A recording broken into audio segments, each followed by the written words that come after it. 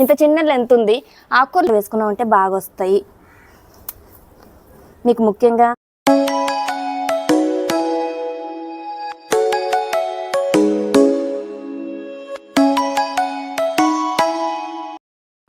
Hi hello friends, అందరికీ నమస్తే. Good morning friends. అందరికీ ఎలా ఉన్నారండి? అందరూ బాగున్నారా? మన చుట్టూ అందరూ బాగుండాలి, అందులో మనం ఉండాలి. నేను వచ్చి ఇక్కడ పాలకూర ఇందులో వేసేసానండి. సీడ్స్ చాలా బాగా వచ్చాయి, కానీ దగ్గరగా వచ్చాయి అనమాట. ఆకు ఇలా వేస్తే బాగా రాదు కదండి, చిన్నగా ఆకే వస్తుంది, ఎందుకంటే దగ్గరగా ఉన్నాయి కాబట్టి. నేనేం చేస్తున్నానంటే ఇందులో కొద్దిగా ఉంచేసి మిగిలిన కొంచెం తీసి ఇందులో వేస్తున్నాను. ఇదేంటో తెలుసండి, ధర్మాకోలా షీట్ అండి. నాకు చాలా చిన్న లెంత్ ఉంది, చూసారా? ఇంత చిన్న లెంత్ ఉంది. ఆకుకూరలు పెంచవచ్చు, దీంట్లో కూడా మెంతికూరలు వేసుకోవచ్చు, చక్కగా ధనియాలు వేసుకొని కొత్తిమీర వచ్చే వరకు కొత్తిమీర పెంచుకోవచ్చు. ఇలా నేను వేసుకోవచ్చు. కాకపోతే నేను ఇక్కడ ఈ పాలకూరను అయితే నాటుదాం అనుకుంటున్నాను. దీనిపైన చక్కగా నేను వేసేసుకున్నాను, మట్టి మెన్యూర్ అన్నీ కలిపినవి. ఇప్పుడు ఇవి తీసి ఇందులో ట్రాన్స్ప్లాంట్ చేస్తానండి.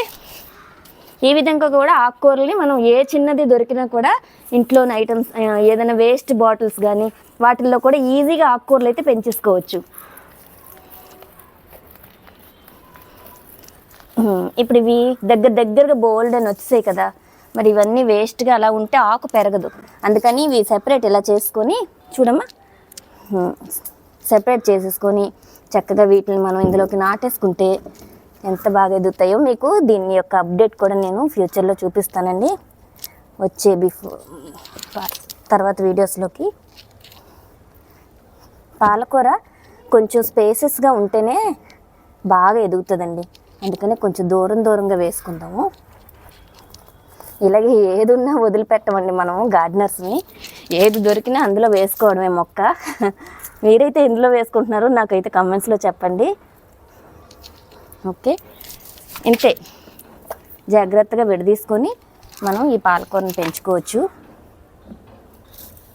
ఎందుకంటే మనకి ఆకుకూరలు చాలా ఇంపార్టెంట్ అండి. ఇప్పుడు ప్రస్తుతం ఈ టైంలో మాత్రం ఆకుకూరలు బాగా తినాలి, ఆరోగ్యం కాబట్టి.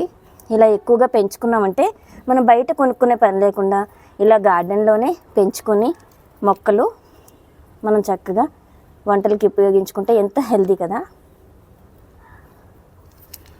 ఓకే అండి, ఇంకొక 2 తీద్దాము.